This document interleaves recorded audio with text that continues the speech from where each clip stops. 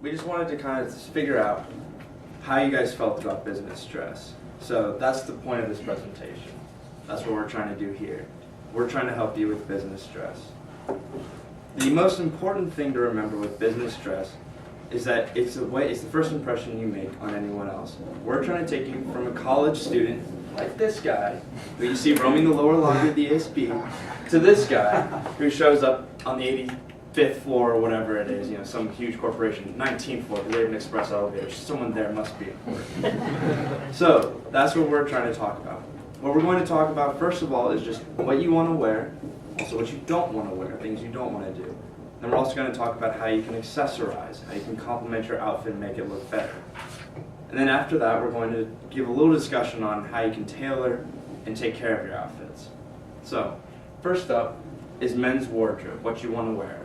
The most important thing you can do is have shine shoes. Quality shoes that are shine, preferably leather because it's just classy, sets you apart from the little boys running around in the other halls in the office. If you want to look good, if you want to make an impression, shine your shoes. It's the best thing you can do. The first thing you do when you meet a person is you shake their hand and then you look at their shoes. What their shoes look like can tell you a lot about a person. Also, you want to take care of your jacket. Make sure it's fitted. You don't want to wear some billowy sail over your shirt, all right? It's just going to ruin everything about your presentation. What you also want to do is make sure that it's long enough to cover your buttocks. You don't want to show up in some hitched up jacket that looks really weird. If you want to try a fashion statement, save it for the club. But if you're trying to actually impress someone, just make sure it's long enough. The last thing you want to make sure about is your shirt. You want to make sure it's ironed. You want to make sure it doesn't have any wrinkles. A wrinkled shirt is going to make you kind of ruin your outfit. Even if you have a great $1,000 money suit, if you've got a wrinkled, cheap shirt underneath it, everyone's going to wonder, what in the world is this guy's problem? Also important is your watch. You want to make sure that you have a classy watch. It's another detail that kind of complements your outfit and sets you apart from the lesser beings that you work with. The main thing you want to keep in mind is to have a silver or gold band. If you do that, make sure it doesn't get scratched or scuffed or anything like that. If you have a leather band, which is perfectly acceptable as well, you want to make sure that it's polished. Just give it a little shine, looks that much better. Now to talk about women's fashion, my partner Liz. All right, thank you, Matt. We'll touch a little bit on women's dress. One of the things that we have to think about as women is that we have a lot of different options. We have skirts, pants, dresses, jacket, blouse, dress shirt. With all of these options, we have to remember as women, with many options comes much responsibility. All right, one of the things that we really want to make sure that we understand is how to wear your jacket and when it's appropriate. So, when you're wearing a jacket, you want to think about, is this the appropriate occasion, or is this something where I can dress down?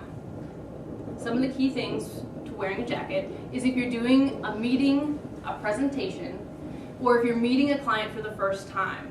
And another thing to just kind of keep in the back of your mind is what you're going to be doing in the day ahead. If you know you'll be running into people, and they might be new business leads, or they might just be walking in and out of your office, make sure you wear your jacket. Just kind of a little hint, keep a jacket in your office for any occasion, so you're ready to go when you need it. Also, when we're talking about blouses and sweaters, you want to think about fit. A lot of times in Hollywood and also on TV and the wonderful shows that we see, they present women as sexy professional instead of business professional. And we want to think about it a little bit differently. So when you're wearing a blouse, make sure it's a little bit loose, and whatever neckline you have, make sure it's about 2 inches above the bust line, and you'll make sure that you're not having to worry about eyes being drawn to a different location or being taken away from the words that you're saying by the dress that you present. One of the other parts is the length of your dress or skirt. Most of us are probably very comfortable with whatever length of skirt that we've grown up with or that we currently wear, but when you're entering a business setting, make sure that it touches your knee and you'll be safe.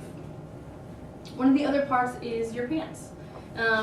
We should have it fit, but not be fit too well. So make sure you can have 2 fingers in the waistline, so it's not too tight, and when it's fitting in the rear, just make sure it fits well, but not too well.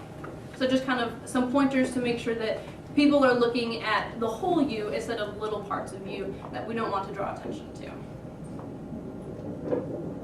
Other parts, as I said, we have lots of options with shoes and accessories. Shoes, you can do flats or heels. Just think about the occasion of where you're going to wear it.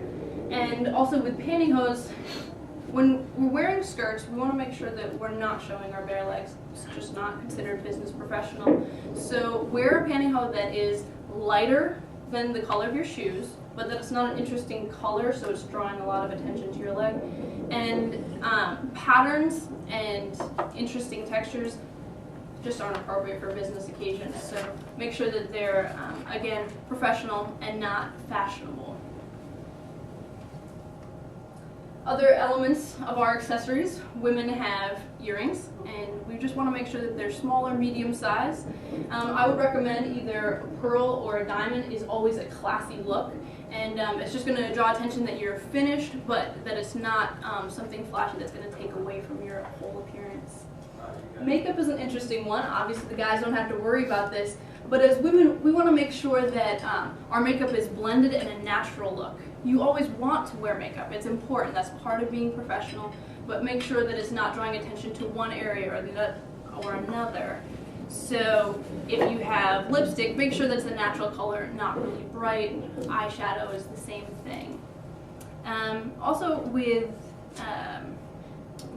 kind of working with your accessories and your hair. On the next slide I'm going to cover kind of the guy's hair and the girl's hair, but you just want to keep it clean and trim. But another element of our accessories are nails. So we want to keep them short and medium and a natural color. If you're going to wear a color, just make sure that it's more professional instead of a bright blue or orange. Okay, with men, as I said, the hair is going to be clean and trim, but try to make sure that the hair doesn't touch your neckline. You want to keep it off of the collar and the shirt of your professional wardrobe. And for women, if your hair is long, you want to make sure that it's pulled back. So if it's touching your shoulder, make sure that it's pulled back. If it's shorter, feel free to have it be down, but kind of have a carefree and easy look instead of a highly styled look. Matt is going to talk a little bit about guys' faux pas, and then I'll come back and end with women's faux pas and a little bit more about how to take care of your professionalness. The man on the screen is what you don't want to do. He doesn't have a bottom button, but that is the number one thing you do not want to do as a guy. If you're wearing a suit, don't button the bottom button, unless it's a single button suit, in which case, go for it. It's the only button you have. The other thing to think about is your pants' length. You want to make sure that they're not too long and bunched up around your ankles. They should have a slight break, maybe. That's a fashion question. But number one thing you want to make sure to do is just not have this little mass around your ankles. It's really distracting and it looks really bad. Also, you want to make sure that your pants are creased, not formless and void. Also, you want to make sure that your socks match. It's a little bit of a rush in the morning, but you want to make sure that you don't have a brown sock and a blue sock on when you walk into the boardroom. It's going to look really unprofessional, and you're going to look like an idiot. But on the other hand, it'll be funny, and people will talk about you at the water cooler, so if you want that, go for it. If you want to look professional, though, make sure that your socks are all the same color. The next thing to think about is do not, under any circumstances whatsoever, wear a digital watch to work. I don't care what happens. I don't care if it's a $1,000 watch. I don't care if it makes you coffee. I don't care if it lays your socks out for you. You don't want to wear a digital watch. It looks really stupid. It looks like you're in kindergarten. If you want to go back to kindergarten, well, you probably shouldn't do that. You'll probably go to jail. But if you do want to go with a watch, wear something that looks professional, gold, silver, that's fine. Don't wear a digital watch. However, if you think guys have it bad, girls have a lot more to look out for. Thanks, Matt. One of the top points, obviously, is to be careful not to wear revealing clothing. Also, chip nails, definite faux pas. And we want to think about the slip.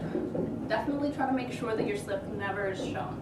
So, a really helpful hint on that is get fashion tape. Secure that slip in place so you don't have to worry about it at all throughout the day. And then the last point that I like to make sure that we're not wearing heavy fragrance. We don't want the fragrance coming into the room before us and staying for a week after. So make sure that your fragrance, if you're used to 2 splashes, put on 1. If you're used to 1, maybe put on half. Just another part of taking care of our professional dress is to take it to the tailor or to the dry cleaners. So in front of you is information on a dry cleaner, and if you have any other questions about how to particularly take care of it, ask them. Make sure it's tailored nicely to your body, and then it's taken to the dry cleaner to have a really nice press. So thank you for your time in this presentation, and I'd definitely love to open it up to any questions that you specifically have on something that we've covered in the presentation.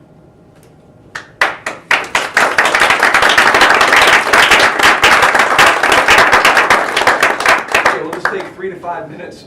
Questions for them on the content of what they talked about. You don't have to have any, but I think there's a lot of stuff here, so fire away at them if you have questions. Mr. Nikas? Is a watch like a definite? You should have it. Yes. Yeah. If you want to avoid flashy jewelry in general, but if you can have a watch, it just makes you look professional, and also you don't have to pull out your cell phone to decide what time it is.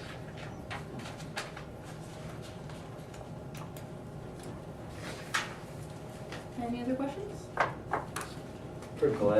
For guys' suits, they're not just all one color. Is there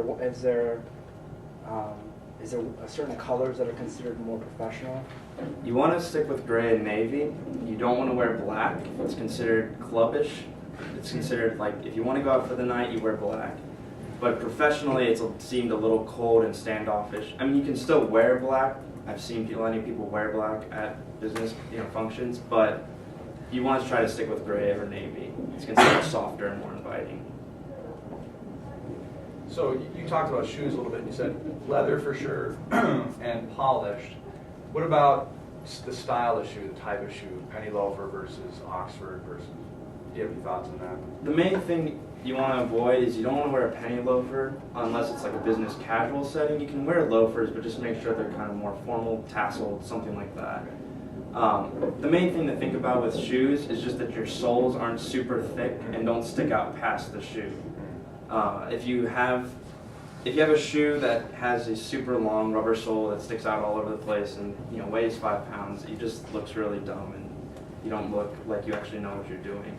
A well-designed shoe will just give a little bit more of an impression of who you are and what you can do.